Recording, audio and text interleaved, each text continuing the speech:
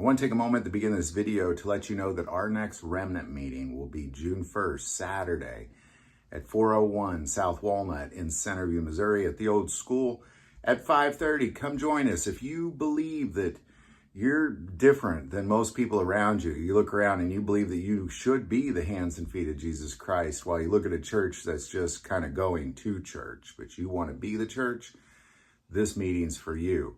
It's in Centerview, Missouri, 401 South Walnut at 5:30, June 1st.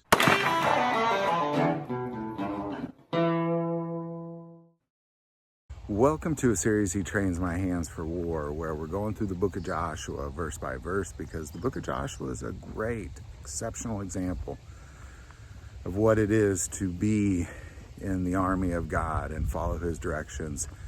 And it's important we understand that, because in the end times, there will be a real war for 3.5 years with a remnant of Jews and Gentiles warring against the antichrist and the world army successfully. Well, how do you do it successfully? This is how he does it. God is a warrior. Where we left off is this book is going through all the kingdoms that have been conquered, and we've just covered in the last episode these kingdoms that Moses conquered east of the Jordan.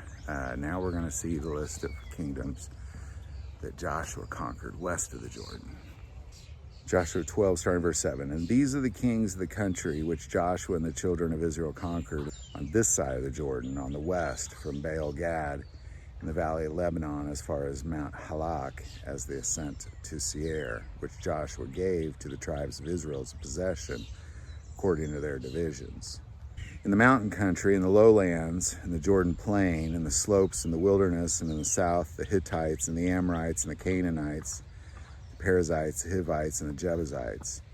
The king of Jericho won, the king of Ai, which is beside Bethel, won, the king of Jerusalem won, the king of Hebron won, the king of Jarmuth won, the king of Lachish won, the king of Eglon won, the king of Gezer won, the king of Deber won, the king of Geber won, the king of Hormah won, the king of Arad won, the king of Libnah won, the king of Adullam won, the king of Makkedah won, the king of Bethel won, the king of Tappuah won, the king of Hepher won, the king of Aphek won, the king of Lasher won, the king of Madon won, the king of Hazor won, the king of Shimron, Meron won, the king of Heshaphath won, the king of Tanakh won, the king of Megiddo won, the king of Kadesh won, the king of Jokneam and Carmel won, the king of Dor and the heights of Dor won, the king of the people of Gilgal won, the king of Tirzah won, all kings 31. So what we just watched was, we watched essentially in